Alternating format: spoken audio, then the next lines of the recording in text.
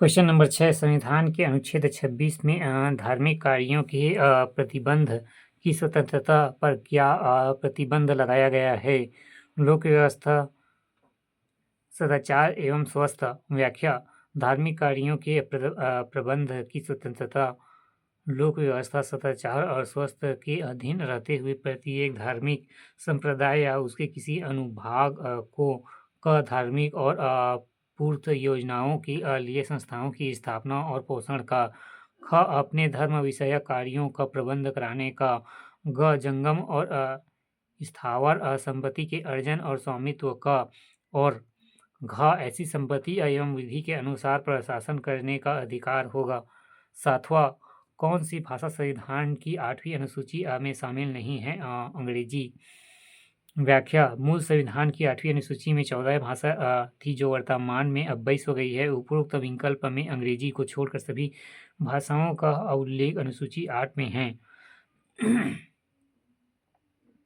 Question number 7, कौन सी भाषा संविधान की 8वीं अनुसूची में शामिल नहीं है? अंग्रेजी।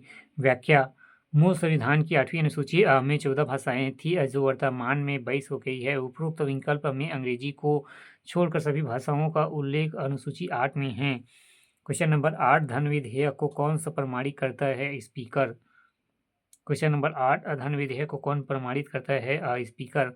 व्याख्या। धन विधेयक की व्यवस्था अनुच्छेद 110 में है, जिसके अनुच्छेद 110(3) के अनुसार कोई विधेयक धन विधेयक है या नहीं, उस पर लोकसभा के अध्यक्ष का विनिश्चय अंतिम होगा।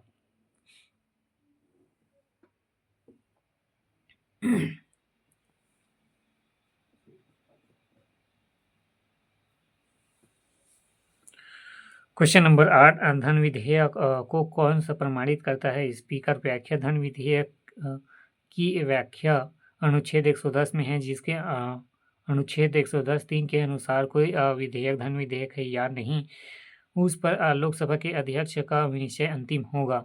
क्वेश्चन नंबर 9, संविधान के अनुसार इनमें राष्ट्रपति की विधायी शक्तियां कौन सी है? अध्यादेश जारी करना, संसद सत्र आहूत करना नहीं है, संसद का सत्र भाषण नहीं है, सी संसद की बैठक स्थगित करना नहीं है, अध्यादेश जारी करना ये है। व्याख्या। भारतीय संविधान के अनुसार राष्ट्रपति अपनी विधायी शक्तियों के प्रयोग में संसद के सत्र भाषण की अवधि में अध्यादेश जारी कर सकता है। यह अध्यादेश संसद की पुनः बैठक के 6 हफ्तों के भीतर संसद द्वारा अनुमोदित करना एवं आवश्यक है। राष्ट्रपति किसी भी समय अध्यादेश को निरस्त कर सकते हैं। अनुच्छेद 123। क्वेश्चन नंबर 9, संविधान के अनुसार इनमें से राष्ट्रपति की विधायी शक्तियां कौन सी है? ए, संसद का सत्र आहूत करना नहीं है, बी, संसद का सत्र भाषण करना नहीं है, सी, संसद की बैठक स्थगित करना नहीं है, डी, अध्यादेश जारी करना ये है। व्याख्या। भारतीय संविधान के अनुसार राष्ट्रपति अपनी विधायी शक्ति के प्रयोग से संसद के सत्र भाषण की अवधि में अध्यादेश जारी कर सकता है। यह अध्यादेश संसद की पुनः बैठक के 6 हफ्तों के भीतर संसद द्वारा अनुमोदित करना आवश्यक है। राष्ट्रपति किसी भी समय अध्यादेश को निरस्त कर सकता है। अनुच्छेद 123।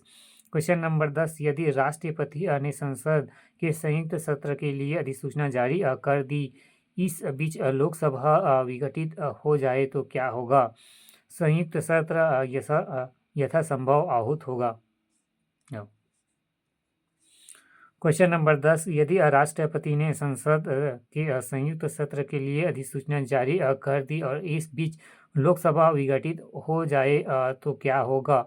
ए, संयुक्त सत्र यथा समय आहूत होगा। व्याख्या। यदि कोई विधेयक लोकसभा विघटन होने के कारण छूट जाता है तो संयुक्त बैठक नहीं बुलाई जा सकती है, लेकिन संयुक्त बैठक तब अनुच्छेद 108 बुलाई जा सकती है जब राष्ट्रपति इस प्रकार की बैठक की नोटिस देते हैं जो लोकसभा विघटन की पूर्व जारी कर दिया जाए। तो राष्ट्रपति द्वारा इस प्रकार का नोटिस देने के बाद कोई भी सदन इस विधेयक पर कोई कार्यवाही नहीं कर सकता है।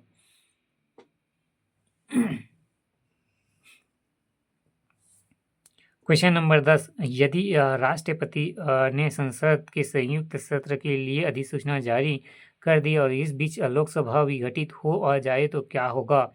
ए, संयुक्त सत्र यथा समय आहूत होगा। व्याख्या, यदि कोई विधेयक लोकसभा विघटन होने के कारण छूट जाता है तो संयुक्त बैठक नहीं बुलाई जा सकती।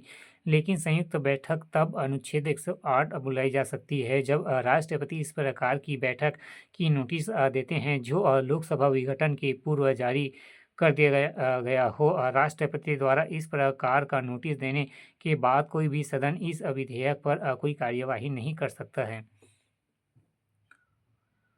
क्वेश्चन नंबर 11, निम्नलिखित में से कौन सबसे महत्वपूर्ण सोयाबीन उत्पादक राज्य है? मध्य प्रदेश।